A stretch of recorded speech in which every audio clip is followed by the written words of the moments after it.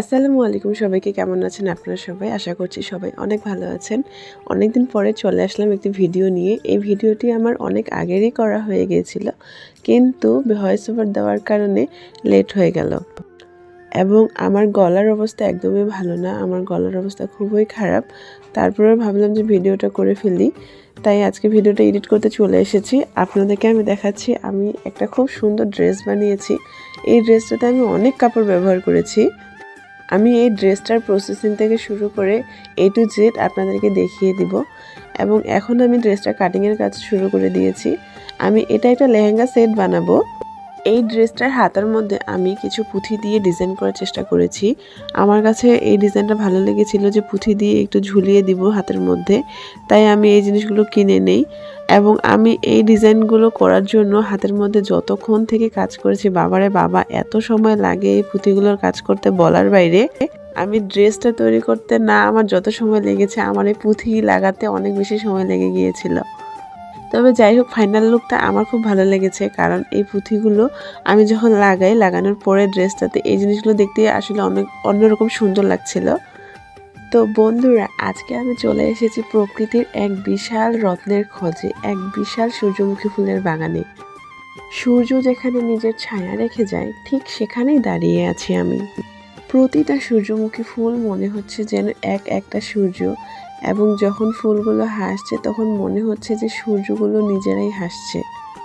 এখানে এসে আমি যেন অনুভব করছিলাম যে আমি অনেকগুলো সূর্যের মাঝখানে দাঁড়িয়ে রয়েছি এবং এতগুলো সূর্য আমায় দেখে হাসছে।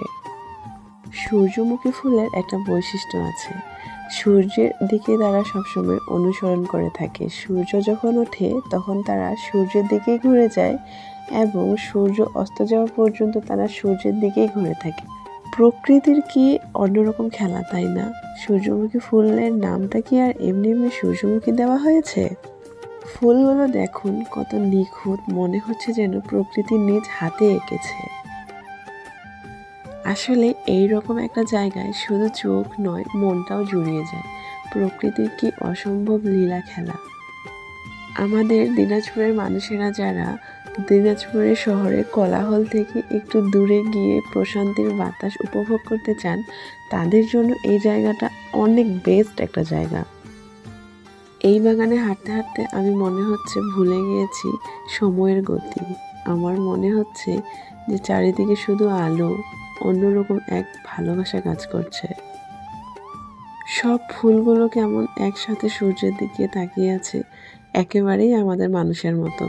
আমরাও যেমন যেখানে আলো থাকে সেখানেই ছুটে যাই, অন্ধকারে কিন্তু আমরা ছুটে যাই না। সেরকম কিন্তু তারাও সূর্যের দিকেই তাকিয়ে থাকে, আলোর খোঁজে। সূর্যের মতো দীপ্ত এই ফুলগুলো আমাকে শেখালো, জীবন যতই কঠিন হোক, আলোর দিকে তাকিয়ে জীবনে আলো খুঁজে এগিয়ে যেতে হবে। যেতে যেতে দেখতে পেলাম একটি পুষি ক্যাট। আমার এত ভালো লেগেছিল, তাই আমি একটু কোলে তুলে নিয়েছিলাম। সূর্যমুখী ফুলের বাগানের আজকের আমার এই ভিডিওটি আমি এখানেই শেষ করছি। আপনাদের কেমন লেগেছে ভিডিওটি অবশ্যই আমাকে কমেন্ট করে জানাবেন। ইনশাআল্লাহ দেখা হবে পরবর্তী কোনো ব্লগে আপনাদের সাথে রোদেলা নতুন কোনো গল্প নিয়ে। আসসালামু আলাইকুম সবাইকে।